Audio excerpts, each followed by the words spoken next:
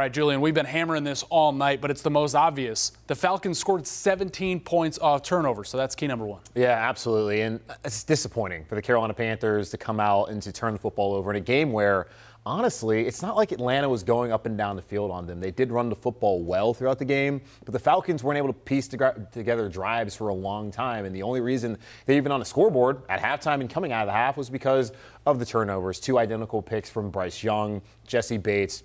Gets paid for a reason. He was one of the big free agent signings from the Falcons this offseason. Bryce kind of forgets he's there, throws an interception. Then Miles Sanders, first time we see him, he has a fumble. You could question whether it was immediate recovery. Looking on second thought with the replay, looked like it was. So turnovers, that hurt the Panthers. And then for the defense that played well, if they want to be an elite unit, you got to do better in the sudden change situations where they give up 17 points. If you hold them to 6, you still look at the scoreline, you probably lose in that game because the offense wasn't that effective, but you have to do better job in those situations after sudden change turnovers. So, yeah, turnovers certainly hurt the Panthers on Sunday afternoon. All right, your second key is also about the defense, and I know they came out and played with a lot of fire and passion and did well throughout most of the game, but then all of a sudden the Falcons are going way down the field and a very unfortunate play, unfortunately, involving CJ Henderson. Yeah, tell me if you've heard this before. J.C. Horn goes out. CJ Henderson gives up a big play. Rinse and repeat. The same thing we've seen the last 2 seasons here in Carolina. Honestly, the first game CJ Henderson ever played as a Panther gave up a touchdown to Amari Cooper, and we saw that on Sunday giving up that 34-yard reception to Kyle Pitts, where there was also flag on the field, offensive pass interference. Not quite sure it should have been one, but either way, Kyle Pitts was in perfect position, got the catch, and Henderson once again being targeted, giving up a big play. And that was really the only big play Atlanta was able to muster offensively to put themselves in position to hand it off to Tyler Algier for his second touchdown of the day, the first multi-touchdown game of his career, and that closed out the game 24-10 right there for the Falcons as Henderson gives up a big play. And J.C. Horn, you can see the immediate impact of him being out with that hamstring injury that he suffered right before halftime on Sunday afternoon. All right, key number 3, and this isn't going to bode well if the Panthers are like this the next time they play Atlanta, because they've clearly got a very dynamic duo in the backfield in Algier and Bijan Robinson. I mean, this guy, to me, reminds me of when Kamara came in the NFC South and the Panthers just couldn't get their hands on him. I found it confounding at halftime how Atlanta was rushing for 9.3 yards per game, yet they had barely run the football in the first half when they had a non-existent pass game. But they had 24 yards passing in the first half. But yes, to run, that's been a problem in Carolina for a couple of years. And I have my concerns moving over to this 3-4 defense. The last time we saw this as a base defensive set for the Panthers back in 2019, the last year of Ron Rivera, they really struggled to stop the run of a lot of veterans. I did think a guy like Derek Brown played really well today. I thought Brian Burns was excellent as well. And the defense as a whole was really good. Just a few things that they could clean up on to be even better of a unit moving forward. But, yeah, stopping the run was not something that happened. 130 yards, 5 yards per carry from the Falcons on Sunday. And that's what the Falcons want to do. And for the Panthers, I think they did a pretty good job of it overall, because it's not like the Falcons were breaking out those massive runs. But if they were going to win this game, aside from not turning the football over, what they need to do was force Desmond Ridder to beat them. But Bijan Robinson, Algier, those guys went out there, had a really good day running the football, something that they want to clean up defensively. But by no means is this game on defense. It's on the first key, 3 turnovers, off, and then 17 points the Falcons got off of those. What did you think of Bryce Young's first NFL game? I mean, obviously had the 2 turnovers on his own, had a touchdown pass. Overall thoughts? There's going to be ups and downs. If I had to grade it, I guess I'd give him a C. Obviously, not an A performance. You turn the ball over 2 times, and that leads to 10 points. Can't really give him B either.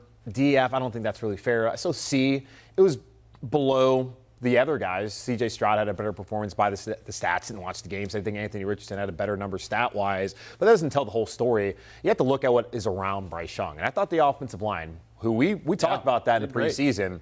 I was trying to tell people that, okay, I understand. They're not playing well so far. But if you look at the 17-game sample size of the year prior, that was a good offensive line unit. You still don't have Austin Corbett. I thought Chandler Zavala and the entire unit acquitted themselves quite well, even giving up 2 sacks later on in that game, where there are situations where it's okay. You know you have to throw the football. The Falcons are pinning their ears. They're going to pin their ears back and get there. So I feel like Bryce played okay. The turnovers aren't great. To make the same mistake twice, you don't love that.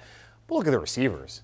Even with DJ Chark, this is an extremely underwhelming defensive, wide receiver core, and I don't see how that's really going to change over the course of the season. I think the passing game will get better, but the skill position around him is just not good enough, and I don't know how much you can really expect out of Bryce when they're not getting separation. Terrace Marshall's not on the same page, is quitting on routes. that's not all on Bryce Young. So, yeah, he wasn't great by any means, and he admitted it. But there's some other things around him that need to be better in order for Bryce to also be better. Frank Reich's first performance as Panthers head coach. I don't think he's won a game, an opener as a head coach in the NFL, and we know what they looked like in the preseason, so I'm not sure how surprising it was that, they lost and it kind of got out of hand. Yeah, I came in this game not knowing what to expect out of this team. I felt like the defense could be good, and I appreciated their performance. I loved how Brian Burns came out. By the way, pay the man. It's insane. Third down, strip sacks. It's that simple what he provides to this defense. I think defensively they're going to be a strong unit. They only get better. They need to be better against the run. That is still going to be a concern moving forward. Thought they were good against the pass, but I would also say the quarterback that they played is not going to really hurt them that much. And the turnovers things as far as being able to stop them on on sudden change, that can be improved upon. So I think the defense was going to be good. So what I saw from them wasn't surprising. Offensively, it was still kind of as bad as we had seen in the preseason, although the offensive line was better. The pass game still leaves a lot to be desired. Running game, Chuba Hubbard's really good. Miles Sanders, fine, had the fumble, that hurt. So offensively, they're going to get better. It's still, as you mentioned, new coaching staff, new scheme, a lot of new players.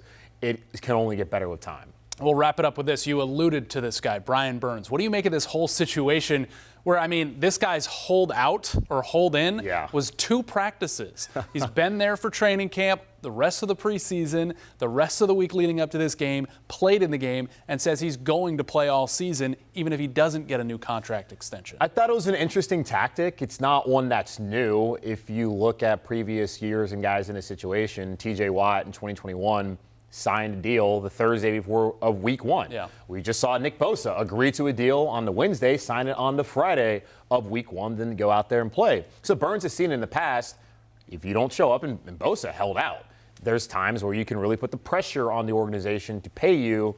And his agent could have looked at Marquise Haynes going on IR, looking at the younger guys. All right, you need my client to be out there. I never felt like Burns was a guy who wasn't going to play. And whether he would have played or not, I'm not going to speak to his character, whether that had made him a good guy or a bad guy. And Frank Reich came out and said on Monday, I respect him no matter what. Like, this is a business. I understand both aspects. And that speaks to Frank Reich as a former player and understanding that, but also on the coaching side of things. As he did say, when you're under contract, you're expected to play. And Brian Burns, I'm not surprised he played. I'm not surprised how he played. I'm not surprised to hear that he's planning on playing, whether he gets a contract at all. So we'll see how it plays out. I do think the Panthers will eventually pay him because what kind of choice do they really have after all? All right, Julian Council, the next time we talk to you will not be after a Panthers loss because it'll be Sunday before Monday Night Football against the Saints. So we got that going for us. We can primetime football back here in Charlotte. Absolutely, week 2. We'll see if they're ready for that.